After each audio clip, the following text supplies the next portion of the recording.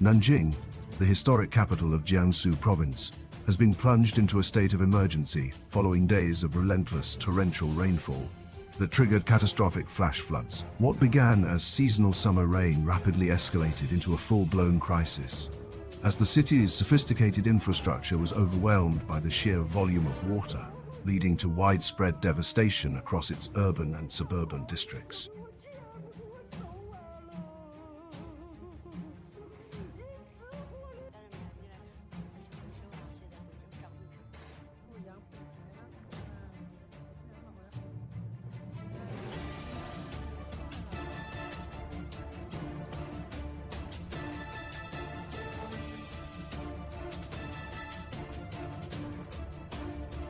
The deluge began with a sudden ferocious intensity, far exceeding the capacity of the city's drainage systems. Within hours, a horrifying scenario unfolded as urban streets, riverside districts and low-lying neighborhoods were swallowed by surging floodwaters.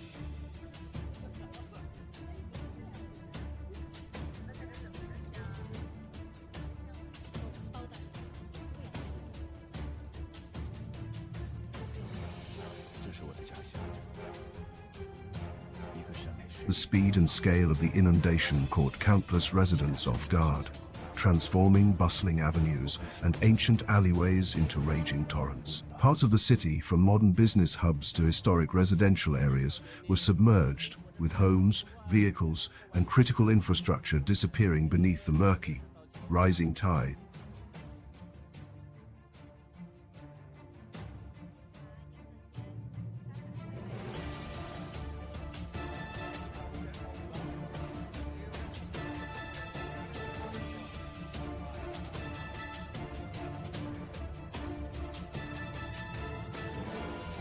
The iconic Qinhuai River, a cultural lifeblood of the city, burst its banks, sending a powerful surge of water into densely populated districts and triggering a series of destructive landslides in the surrounding suburban hills. The human cost of the disaster became immediately apparent.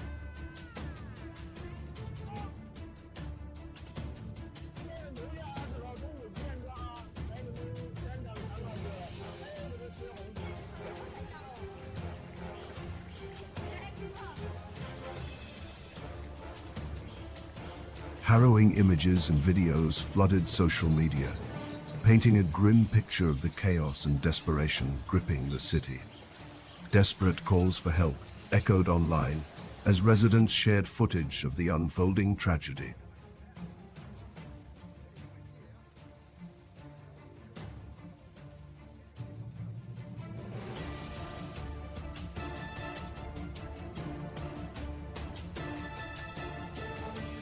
Videos showed public buses half submerged in flooded streets, cars being swept away like toys by the powerful currents, and major intersections transformed into violent, swirling rivers. Residents were seen clinging to rooftops and floating debris, awaiting rescue as emergency teams scrambled to reach those trapped by the rapidly rising waters.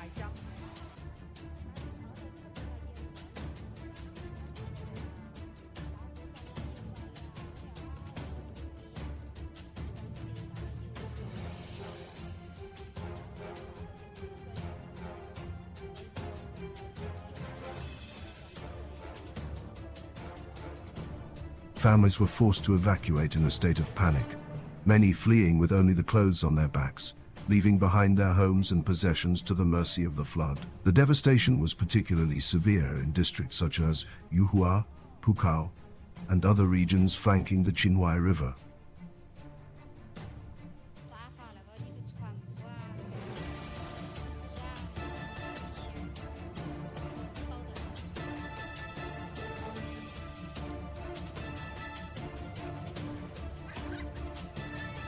In some of the hardest hit zones, water levels rose to a staggering 2 meters, completely flooding the ground floors of homes, shops, and businesses.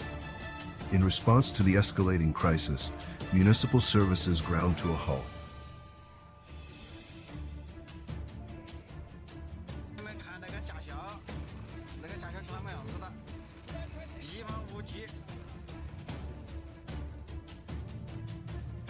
Metro stations were shut down to prevent underground flooding, Major highways were closed to traffic, and electricity was preemptively cut in numerous districts to mitigate the risk of electrocution from submerged power lines. Even Nanjing's priceless cultural landmarks were not spared.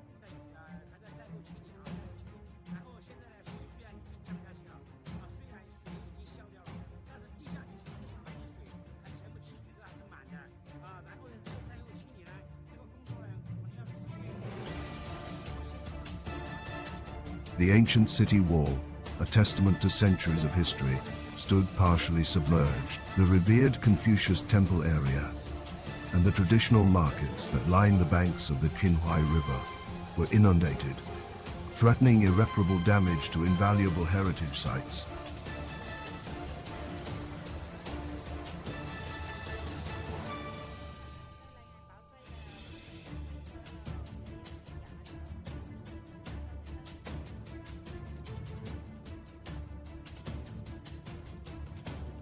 Emergency teams worked tirelessly, rushing to protect these cultural treasures and museums, deploying sandbags and sealing off relics in a desperate attempt to shield them from the corrosive floodwaters. In response to the unprecedented disaster, city authorities officially declared a state of emergency, activating their highest-level flood response protocols.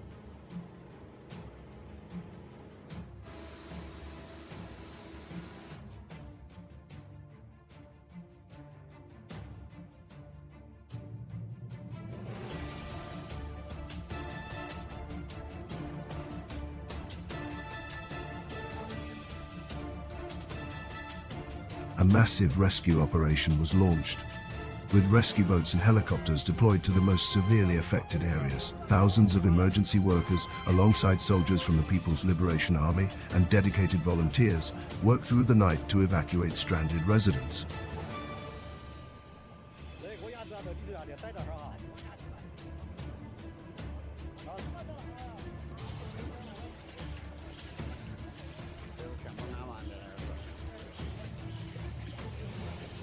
Temporary shelters were swiftly established in schools, stadiums, and other public buildings to house the thousands of displaced citizens, while the military and fire departments coordinated complex rescue operations in the dark, flooded streets. Meteorologists have attributed the disaster to a stalled monsoon front, which hovered over the region, combined with overflowing upstream reservoirs that were unable to contain the deluge.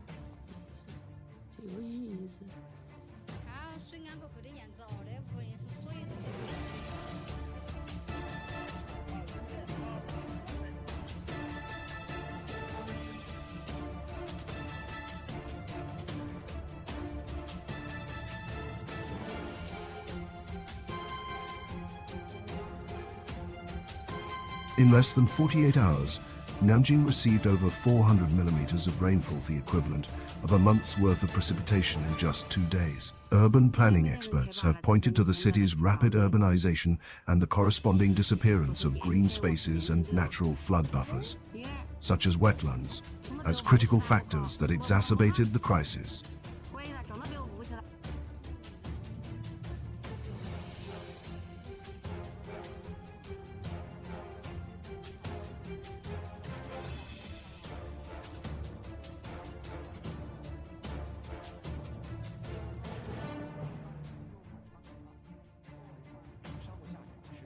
They warn that such extreme weather events are becoming more common due to climate change, and without significant investment in sustainable urban planning and enhanced drainage infrastructure, catastrophic floods like this could become the new normal for cities worldwide. As the floodwaters have slowly begun to recede, the true and devastating scale of the destruction is becoming clearer.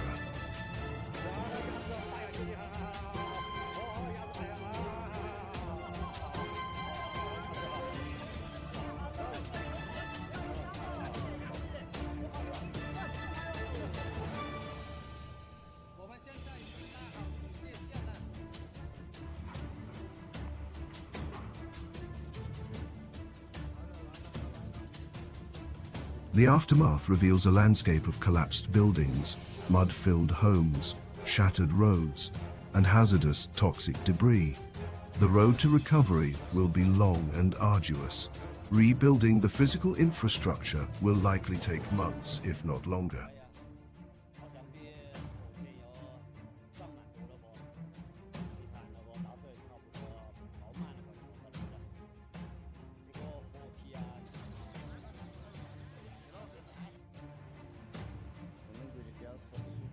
But for the survivors, the emotional and psychological scars of this traumatic event could last a lifetime. This flood serves as a stark and urgent wake-up call, not just for Nanjing but for cities globally, highlighting the critical need for climate preparedness, resilient infrastructure, and sustainable urban reform in the face of an increasingly volatile climate.